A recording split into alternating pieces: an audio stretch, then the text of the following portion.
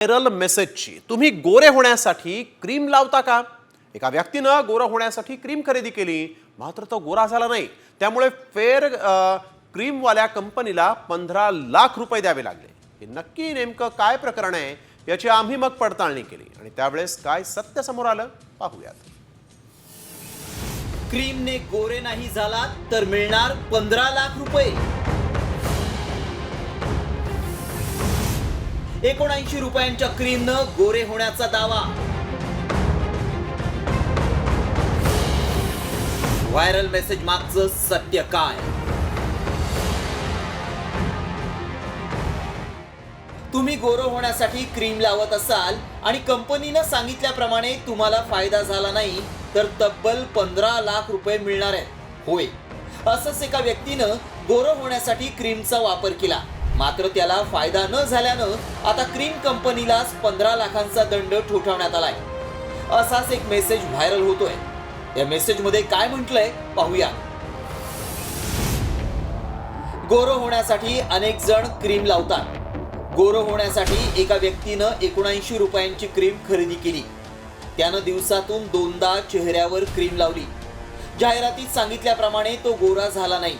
त्यानं ग्राहक मंचाकडे तक्रार करताच कंपनीला 15 लाख रुपयांचा दंड ठोठावण्यात आलाय. हा मेसेज व्हायरल होतोय. त्यामुळे आता क्रीम लावून फायदा झाला नाही तर 15 लाख रुपये मिळणार का, असा प्रश्न अनेकांना पडलाय. काही कंपन्या प्रोडक्ट विकण्यासाठी दिशाभूल करणाऱ्या जाहिराती करत असतात, मात्र या ग्राहकालाही त्याचा फायदा न झाल्यामुळं थेट दिल्ली ग्राहक मंचाकडे त्यानं तक्रार केली. आता या फसव्या जाहिरातींसाठी केंद्र सरकारने एक स्वतंत्र प्राधिकरण स्थापन केलेलं आहे. ते दिल्लीला आहे. ते कन्झ्युमर प्रोटेक्शन ॲक्टमधलंच आहे. तर तिथे आपण कुणीही नागरिक फसव्या जाहिरातींविरुद्ध तक्रार करू शकतो. याबाबत आम्ही अधिक पडताळणी केली. त्यावेळी काय सत्य समोर आलं पाहूयात. ग्राहकाने 2013 मध्ये 79 रुपयांना क्रीम घेतली होती. कंपनीच्या दाव्याप्रमाणे त्वचेला गोरेपणा आला नाही. त्यानंतर दिल्ली जिल्हा ग्राहक मंचाकडे तक्रार करण्यात आली. कंपनीने ग्राहकाची दिशाभूल केल्याचं सिद्ध झालं. 10 वर्षांनंतर ग्राहक मंचानं कंपनीला 15 लाखांचा दंड ठोठावला. प्रोडक्ट विकण्यासाठी दिशाभूल करणं कंपनीला चांगलंच महागात पडलं. कंपनीकडून प्रोडक्ट विकण्यासाठी दिशाभूल करणारी जाहिरात केल्याचं सिद्ध झालं. डायरेक्ट दुकानातून एखादी ॲड वगैरे बघून कोणीतरी हे सांगितलं, अमकं सांगितलं, घेतलं आणि लावलं.